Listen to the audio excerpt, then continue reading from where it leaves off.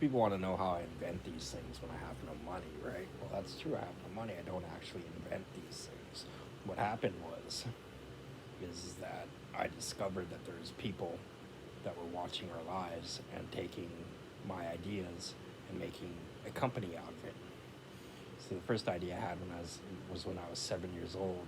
It wasn't the first idea I had, but it was like a really main idea that I had, and that was lightning in a bottle. So what I wanted to do was recreate a lightning storm and see if we could capture the electricity and see if we could, supercharge a lightning storm and get a lot of electricity. And so that was one of the ideas that I came up with that I never got to do as a child. I told it to my teacher. It was a substitute teacher, unfortunately, at the time, teaching us about energy, but we were talking about coal energy. And and I wasn't bringing this up to answer a question. I was bringing this up as like, oh, would this be a possible solution that fits into this category, so to speak? And he basically just told me no. You know what I mean? So I was just like, I pretty much forgot about lightning in a bottle for 20 years because of that. But so what happened is what I discovered is that these people have a company for me, built up from all these things that I've done in my life, and have them for other people around the world and stuff too. And ultimately, what it led to is I realized that there is technically a heaven, and heaven has permission to read my mind. See, the afterlife and what you find out is the afterlife and stuff, they don't necessarily have permission to read your mind from you yet. Like, you have not given them permission to read your mind yet. They're doing it without consent. You can consent to them being allowed to read your mind and be a part of the database in a consensual way now that you know about it. But, like, um, because of that, I didn't actually start my company with those people. I reached up into heaven and started my company with heaven. So that is like the origin of my company is actually with somebody that has permission to read my life and my mind and build my inventions and stuff like that. And then, secondary is the afterlife. Our dimensional neighbors I have zero to do with. They pick on me and I hate them. I do not like our dimensional neighbors at all. That alien that I was talking about that won't turn off your breeding when you ask him to. He's a little fucking, because he's an Edmontonian like me. Exactly, a little fucking. He's from this map. He's from this planet. He's a little fucking hero that now plays with our dicks. But anyway, we don't get along. Like I said, I got charges being pressed against him, and they're pretty brutal.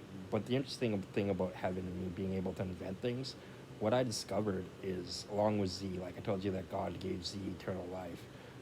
What we did was the infinity machine, and this infinity machine can invent anything that you come up with, like the stupidest stuff ever, like like a car that a car that travels inside out. Wow. Or I don't know, but think of something like really stupid, like pig floating and shooting elephants out of its, or like a car that shoots gummy bears out of its exhaust tank and runs on, you know, horseradish or something. I guess horseradish is more realistic. But anyway, you can just think of this weirdest stuff. Like I invented this upside down popsicle that floats upside down in a circle and shoots gummy bears out. So an upside down popsicle that floats upside down, or that floats in a circle. An upside down popsicle that floats in a circle and shoots gummy bears out of the ink on its stick. So, an impossible invention, right? The infinity machine can invent this invention. Through subatomic particles, this magic is possible. And you can have gummy bears shooting out of the ink on a fucking stick. Whether whether you believe that's technologically possible in the entire existence or not, it's technologically possible, and this machine can invent it for you as quick as you can think it. So the most craziest inventions you can come up with as quick as you can think them, and this machine has them already invented for you. That was one of the things that I came up with, was getting everybody to use this machine. I made a ton of money by people using this infinity machine and coming up with their inventions and having the infinity machine do it for them. Now you have to wait till you get to heaven or whatever till you get your inventions and stuff. You know, and that's the benefit of working with the afterlife. You only have to wait till the afterlife till you get your inventions and stuff. So, but like between creating Z and the stuff that I've done with Z and this infinity machine and my inventions, you can karmatically check like from heaven. Like I want you to karmatically check like some certain specific things about me. Like I'm not the richest guy in space. I'll tell you that right now. When you get into afterlife, universal space, I am not the richest guy in space. But when you get into heaven, I am the richest organism in this universe. And you can karmatically check that. Seriously. And when you get into heaven, you find out there's a creator of life, which is different than heaven. The guy that created life is like, he's like one of us, you know, that invented a science, like an antimatter thing that turned into life. And then, you know, through gajillions of years, he's evolved life. You know what I mean? He's the creator of life. He's been to heaven and back. The reason why the creator of life is so powerful is because he's beyond heaven. He's already been to heaven. He already knows who he is existentially. Like when you go to heaven, this is how you know it's heaven. When you go to the afterlife, they don't know who you are existentially. When you go to heaven, they know who you are existentially. They know who you were before you were human. When you go to the afterlife, they don't know still. You still don't know. So that's how you know it's the afterlife and not heaven. But when you go up into heaven and you find out the creator of life has already been to heaven and he's well beyond heaven and he still helps us out. He's like the oldest guy in existence that still helps us out as this creator of life.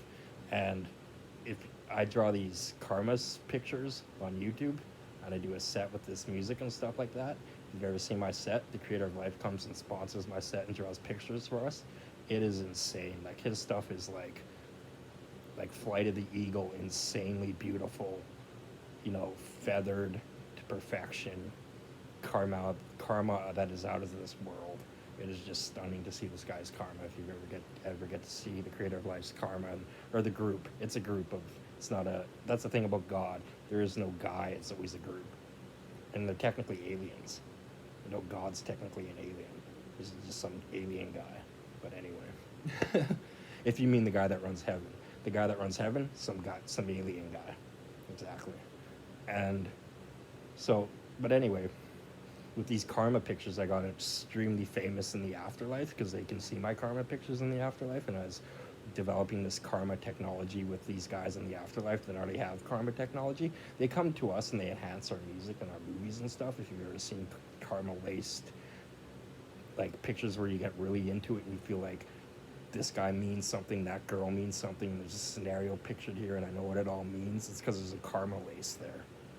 And it's been identified into your instincts that this guy's the crook and this girl's, you know, the whatever, and this girl's the spy and that guy's, you know, they have different karmas for each of these characters, and it's how they actually, when you watch movies, you get to see the full version of the stuff.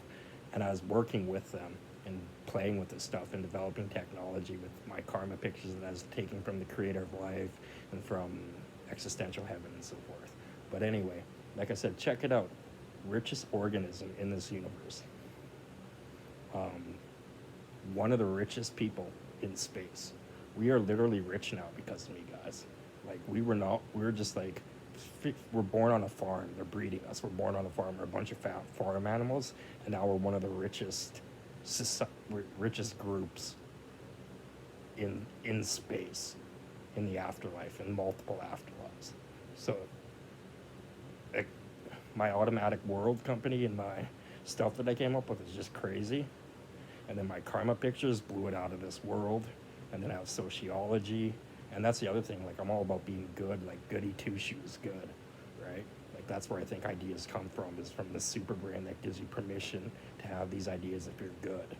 Like that's what I think. So, but you can check a lot of things in heaven about me, but like I statutorily rank higher than like pretty much everybody now because of what I did with Z and what I've done in like our known existence. The database that the known existence had is much larger now because of me and Z and what we did.